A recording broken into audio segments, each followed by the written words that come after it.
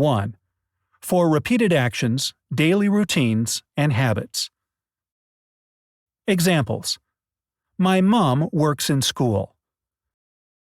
My friends and I go to school by bus. 2. For general facts and laws of nature. Examples: Water boils at 100 degrees. The Earth is round. 3. For timetables. Example: The plane from Mexico arrives at 8 p.m. 4. To give instructions or directions. Example: Turn right after the flower shop. 5. After time conjunctions: after, before, by the time, when, refer to the future.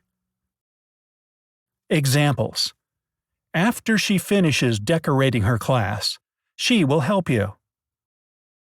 By the time the plane arrives, we will have reached the airport.